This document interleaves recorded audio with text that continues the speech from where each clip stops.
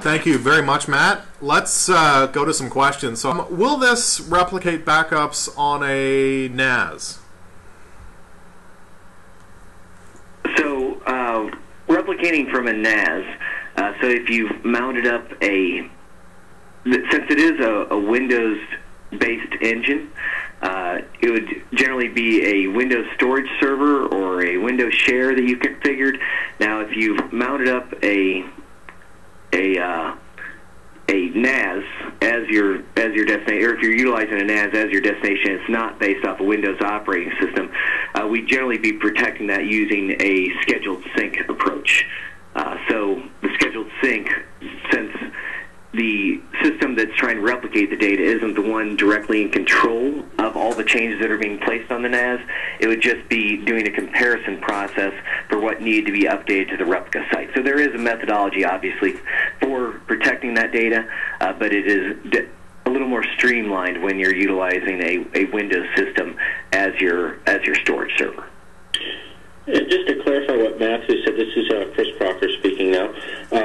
We can replicate to a NAS device in real-time mode, but the scheduled sync that's mentioned by Matt is supported if a NAS or a share is the source folder. If you're able to install our engine, if it's a Windows storage server, then our engine component can be installed and we can provide real-time replication. But if it's something where we don't have the ability to install the engine, we would support scheduled sync.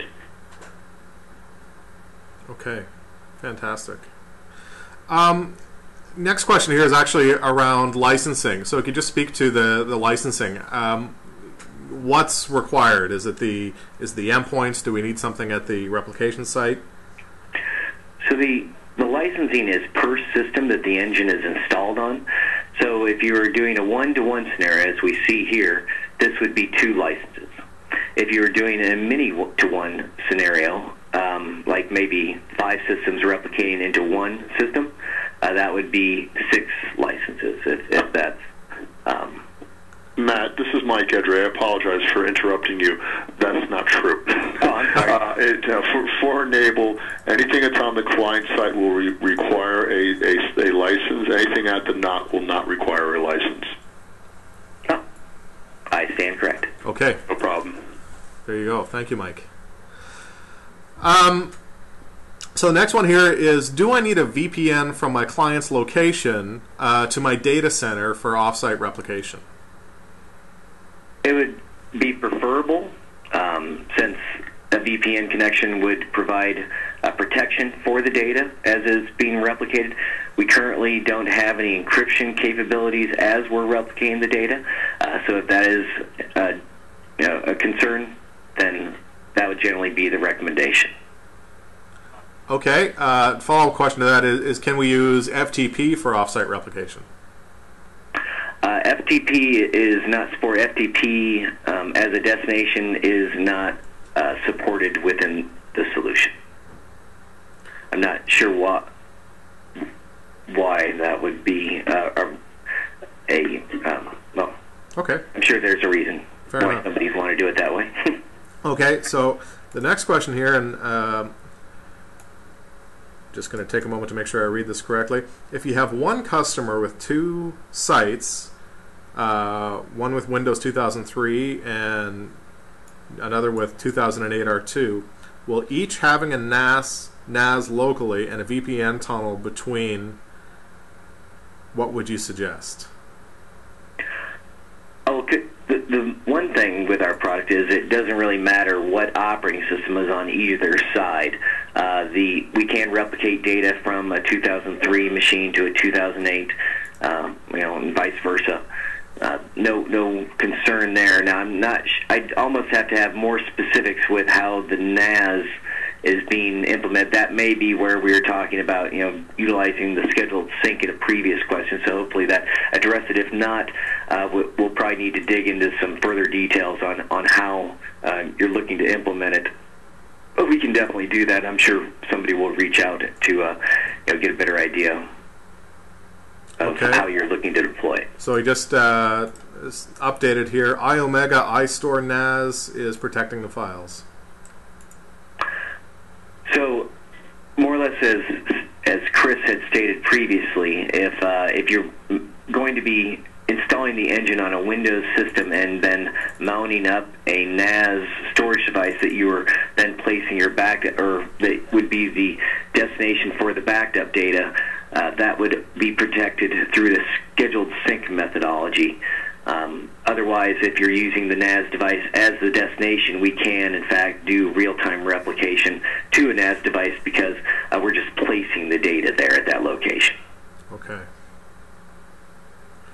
Correct. Just to, again, reemphasize that if the source folder that we're replicating from is on a device where our engine is not able to be installed, such as a UNC share, then we would only be able to support scheduled synchronization. If our engine component is installed, then we can support real-time replication. Okay, fantastic. There were a couple of questions that came through about the integration that's planned with N-Central in Q2. So I'll just speak to that. We are planning on fully integrating your Remote Backup Manager into N-Central midway through next year. More details about what that integration will look like to be able to give our partners, that single pane of glass and a single management console will kind of be available as we get closer to that date. So I'm going to put out a last call for any questions that you have. Again, please enter them into the Q&A interface on the right hand of your screen. If you have anything that you'd like to run by either us here at N-able or the specialists at CA, now is your opportunity. In addition, if there are questions that you want to ask one-on-one, if you'd like, kind of further demonstration or information about any of the Remote Backup Manager products. In addition to this webinar series, we're also running 3 times a week a series of essentially demos for Remote Backup Manager from our sales engineering team.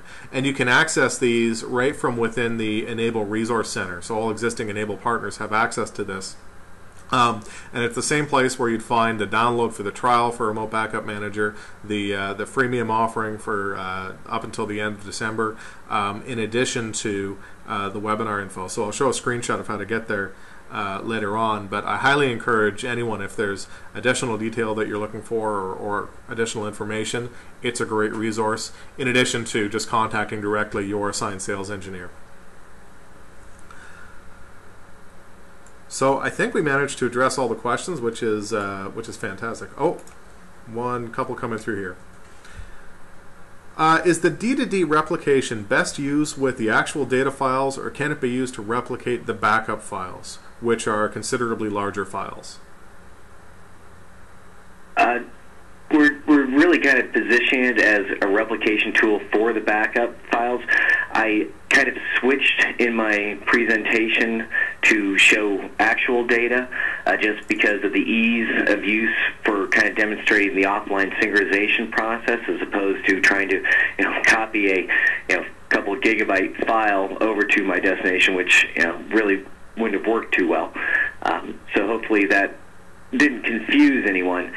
So we're really looking to protect the data, because obviously by having the backups local and remote, you're addressing compliance needs, as well as you're giving yourself additional capabilities for standing those systems up.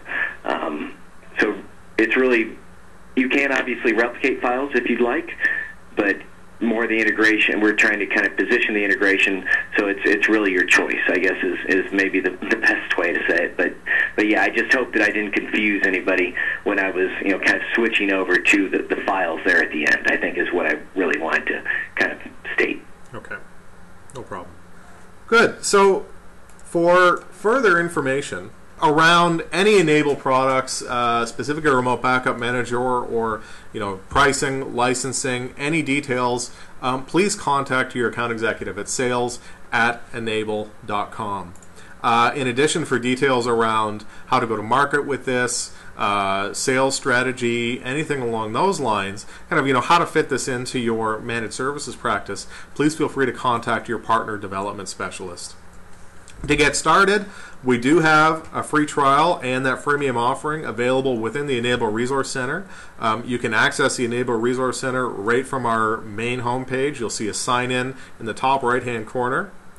And the first thing you'll see when you log in is a great big Backup and Recovery Solutions banner. Click on that and it will take you to a screen that has additional information, the free download, as well as links to our ongoing series of product demos as it pertains to Remote Backup Manager.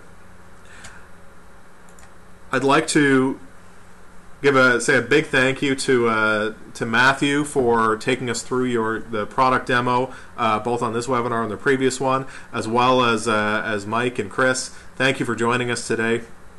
And thank you to our audience, to our MSP partners, for joining in and your interest in Remote Backup Manager. We're very excited to deliver this, and we look forward to seeing our partners go out and generate new opportunities with this exciting new product. Thank you. Thank you.